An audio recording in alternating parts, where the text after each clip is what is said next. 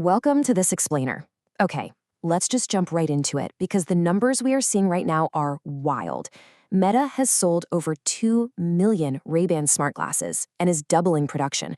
At the same time, they're investing around $130 billion primarily in AI for 2026.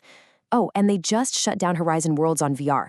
So today, we are unpacking this massive, multi-billion-dollar strategic shift to figure out how Meta is transitioning away from immersive virtual reality and diving headfirst into the highly functional world of artificial intelligence. All of these moving parts lead us to one massive elephant-in-the-room question. Is Meta quietly replacing VR with something else entirely?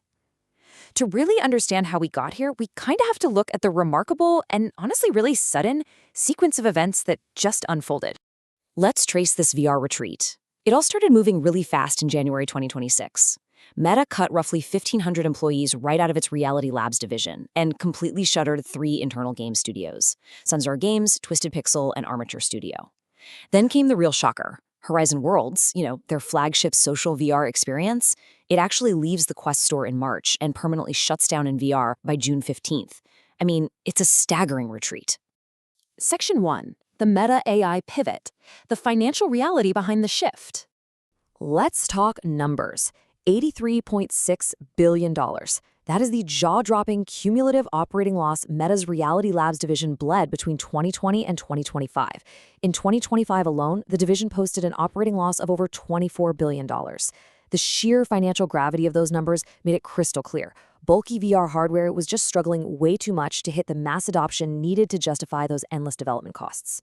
And then we hit what analysts are calling the 2025 revenue inversion, which honestly changed the whole game.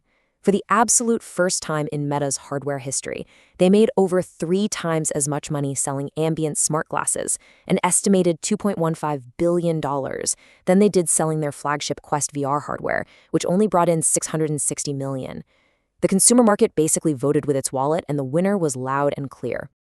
So to fuel this new direction, Meta is pivoting, and I mean they are pivoting hard. They are redirecting between $115 and $135 billion in 2026 capital expenditures, almost entirely toward AI infrastructure, data centers, and advanced silicon chips. The massive resources that used to pour into building virtual worlds, those are now flowing directly into advancing personal, agentic superintelligence. Section 2. What smart glasses can and can't do. The new tech paradigm. We're looking at 2 entirely different tech philosophies here. On one side, you have immersive VR headsets. They are attention monopolizing. They completely block out your physical environment, isolate you, and let's face it, they're mostly used for episodic, session-based gaming. On the flip side, we have AI smart glasses. These are attention augmenting. They just exist in the background of your life, keeping you connected to the real world for continuous daily wear. Having sold millions of units globally, these Ray-Ban Meta glasses actually pack quite a punch. You've got a 12-megapixel camera, 3K video, open-ear audio, hands-free live streaming, and real-time AI translations. But, and this is a critical but, they do not create immersive digital environments. There are no virtual avatars walking around, no 3D lobbies. It's entirely about augmenting the physical reality you are already standing in. And look, Meta absolutely isn't the only tech giant seeing the writing on the wall. Google's VP for Android XR recently pointed out that XR is going to be the next frontier for Gemini and AI.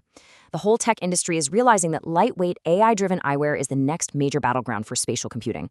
I mean, Google is even partnering with Warby Parker to jump into this exact same space. The race to put AI on your face is officially on. Which naturally raises a really fascinating question. Are these current displayless smart glasses just a technological stepping stone toward full holographic augmented reality, or are we actually witnessing a permanent pivot away from bulky headsets altogether? Given how strongly consumers have embraced this lightweight, camera-first form factor, the industry might just be realizing that people honestly don't want screens strapped to their eyes all day. Section 3. What this means for Quest 3 owners. The fallout for virtual reality. All right, let's take a breath. The good news for current gamers is that the Quest 3 isn't vanishing overnight. It remains Meta's primary VR product. It's got a massive, established ecosystem of over 10,000 apps, with heavy hitters like Beat Saber and Gorilla Tag pulling in hundreds of millions in revenue. If you use your Quest game or workout, your headset is totally safe for now. But we really can't ignore that consumer momentum has fundamentally shifted. In 2025, smart glasses dominated overall hardware shipments, with 7.25 million units globally. Meanwhile, the standalone VR and mixed reality headset market actually shrank in the first half of the year, finishing at just 4.30 million units. The volume race is over, and smart glasses won it by a mile. So the absolutely crucial point for the future of spatial computing is this.